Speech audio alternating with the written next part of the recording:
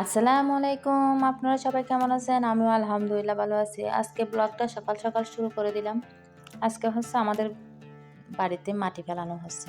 কারণ বর্ষাকাল আসলে পানি জমে থাকে, তাই মাটি ফেলা হচ্ছে। সকাল সকাল নাস্তাটা সেরে ফেলতেছি। আজকে নাস্তার মধ্যে হচ্ছে দুধ চা আর বাকগোলা। আমাদের কক্সবাজারে এগুলাকে বলে বাকগোলা। কোন কোন জেলায় কী বলে কমেন্টে বলে দেবেন। রাতে হচ্ছে অনেকগুলো ইলিশ মাছ আনছে আম্মু। নাস্তাটা সেরে নেওয়ার পর দুপুরের রান্নার আয়োজন।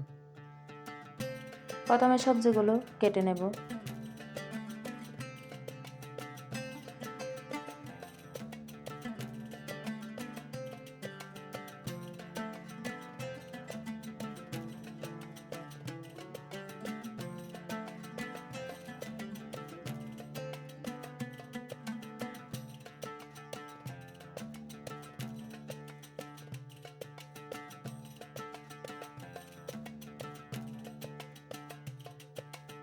মাছটাও কেটে নিলাম।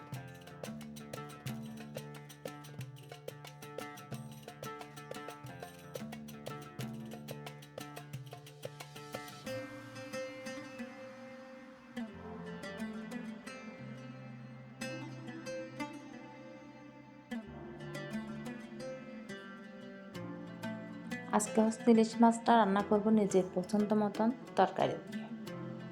আমি এখানে সব কিছু কেটে কুটে নিয়ে চুলায় বসিয়ে দিলাম কড়াই।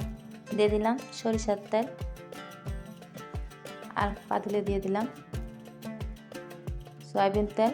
আমি আজকে রান্না করবো হচ্ছে ইলিশ মাছ দিয়ে, শীতের সবজি দিয়ে, আর করবো হচ্ছে আলু ভাজি। দিয়ে দিলাম হলুদের গুঁড়া, ধনিয়ার গুঁড়া দিয়ে দেব,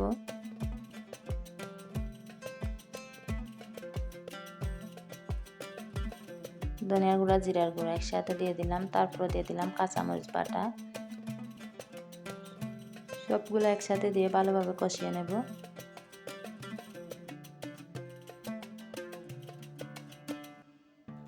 পরিমাণ মতন পানি দিয়ে দিলাম।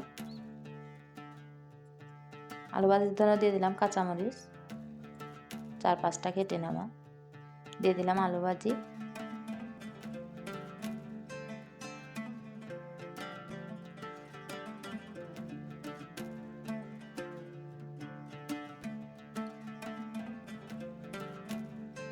এখানে ইলিশ মাছের জন্য মশলাগুলো কষানো হয়ে গেছে। দিয়ে দিলাম তরকারিগুলো। দিয়ে দিলাম বেগুন, ফুলকপি, টমেটো, কিছু একসাথে দিয়ে কিছুক্ষণ ভালোভাবে কষিয়ে নেব। দিয়ে দেব পরিমাণ মতন পানি। তো দিয়ে দিলাম কষানোর পর মাছগুলা।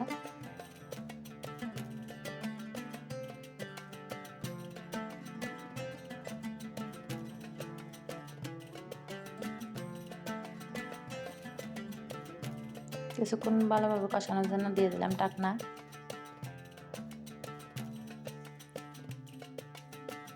এই তো আমার ইলিশ মাছ প্রায় শেষ পর্যায়ে। দিয়ে দিলাম ধনিয়া পাতা কুচি। এই তো আমার হয়ে গেছে ইলিশ মাছ রান্না। এদিকে আমার আলু ভাজি প্রায় শেষ পর্যায়ে। দিয়ে দিলাম ধনিয়া পাতা।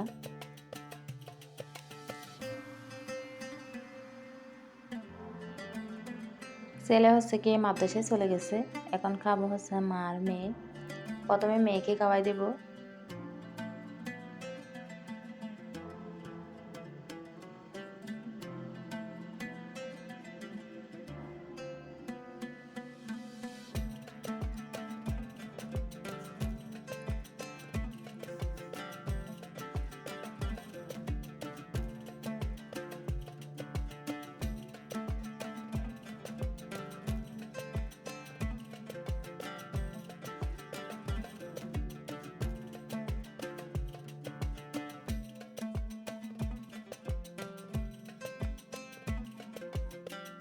মা মেয়ে হচ্ছে একসাথে খেয়ে নিলাম।